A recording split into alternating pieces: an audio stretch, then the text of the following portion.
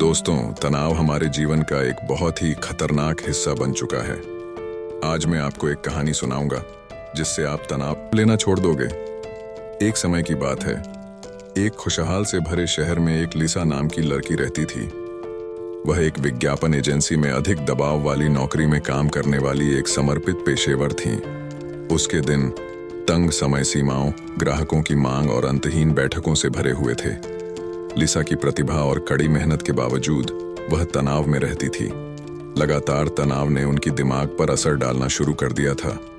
लिसा का तनाव कार्यालय तक ही सीमित नहीं रहा, यह एक छाया की तरह उसके घर का पीछा करता रहा। उसने खुद को रात में जागते हुए पाया। अपने दिमाग में घूम रहे विचारों और चिंताओं के बवंडर से बचने में वह असमर्थ थी। उसके करियर में उत्कृष्टता पाने का दबाव व्यक्तिगत चुनौतियों के साथ मिलकर हर दिन को एक कठिन लड़ाई जैसा महसूस कराता था।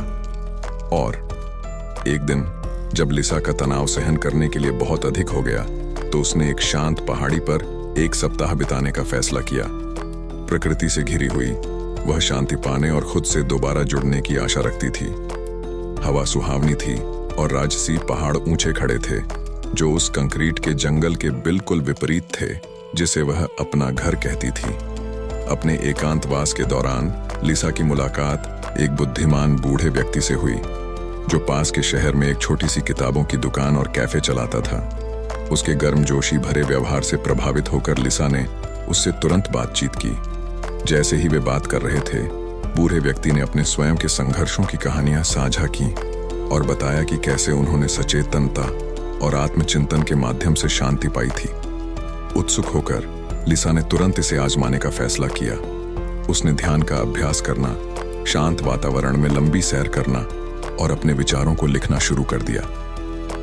धीरे धीरे तनाव की परतें छंटने लगीं, जिससे स्पष्टता और उद्देश्य की एक नई भावना प्रकट हुई।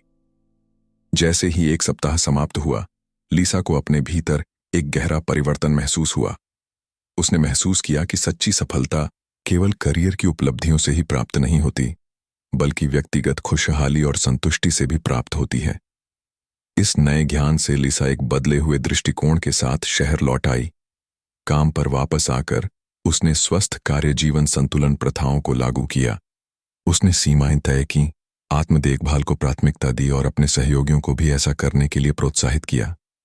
आश्चर्यजनक रूप से उसकी खुशियां और मन की शांति में स्थिरता मिली और उसके रवैये में एक सकारात्मक बदलाव पूरी तरह से फैल गया। लिसा की कहानी पूरे कार्यालय में फैल गई, जिससे दूसरों को अपने जीवन का पुनर्मूल्यांकन करने की प्रेरणा मिली। उनका तनावपूर्ण कार्यस्थल अधिक सहायक और संतुलित वातावरण में बदलना शुरू हो गया।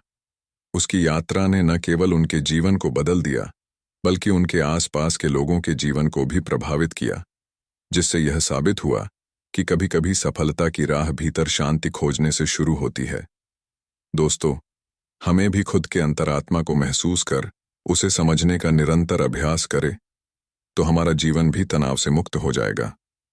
जिस भी चीज का हमारे जीवन में कोई महत्व नहीं होता, उसका हमारे जीवन में ना होना ही बेहतर है, चाहे वो तनाव हो आपका कोई कितना भी करीबी व्यक्ति।